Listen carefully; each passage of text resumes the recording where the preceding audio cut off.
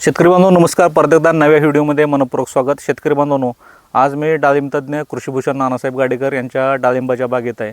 शेतकरी बांधवांनो, डाळिंब शेती करत असताना ज्या प्रकारे अन्नद्रव्य व्यवस्थापन महत्त्वाचं आहे, छाटणी व्यवस्थापन महत्त्वाचं आहे, विश्रांती काळातली व्यवस्थापन महत्त्वाचं आहे, त्याचप्रकारे आपल्याला कीड आणि रोग व्यवस्थापनसुद्धा तेवढंच महत्त्वाचं आहे.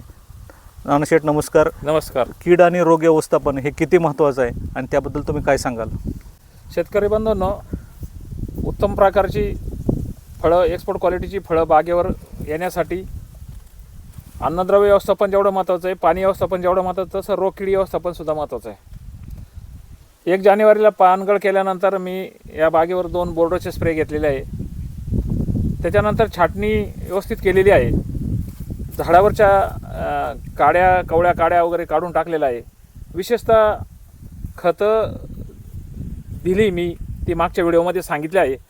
तर रोग आणि किडी कमी यायचे असेल तर न्यूट्रिशन बॅलन्स खतं देणं महत्त्वाचं आहे. न्यूट्रिशन बॅलन्स इनबॅलन्स झाला तर रोग किडी वाढतात. तर हे पाणी आणि खतं आणि रोग किडी याचा एकमेकाशी संबंध आहे. आपण नुसतंच किडी नुसतं औषधं मारत बसलो तर त्याचा संबंध पाण्याशी आहे आणि खतांशी आहे. आपल्याला चुकून जर नत्र खतं जास्त गेली तर तुमच्या मावा थ्रिप्स वाढणारच आहे. कारण मावा थ्रिप्स ज्या झाडावर कवळ्या फुटी लुसलुशीतपणा नत्र वाढलं तर ते येतात. त्या कंट्रोल ठेवण्यासाठी न्यूट्रिशन खतं व्यवस्थापनाबरोबर जर व्यवस्थित केलं तर तुमचा किडी रोगावरचा खर्च कमी होणार आहे. आणि सातत्याने तुमची जी औषधं आहे तर वरून स्प्रे देण्यापेक्षा तुम्ही खोडावाटं जर काही औषधं दिली, मुळावाटं, तर निश्चितच प्रदूषितपणा कमी होतो आणि जी मधमाशी आपल्या बागेत यायला पाहिजे ती येत असते.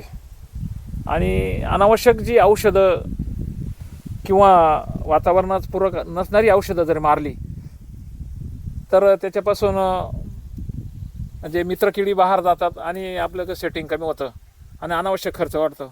कृषीटेकची मी इकोसाईड फ्रेंडली जी औषधं आहेत, इकोसाईड आहे, परत नो थ्रिप्स आहे, ही औषधं वारंवार मी बदलून मारलेली आहेत.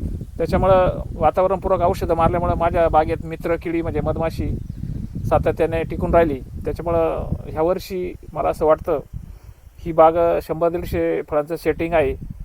इतकं सेटिंग कुठं नसावं असं मला वाटतं.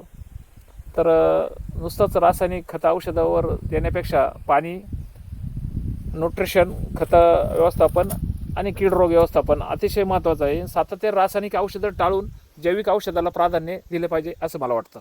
आमच्या चॅनल लाईक करा, शेअर करा, सबस्क्राईब करा. धन्यवाद.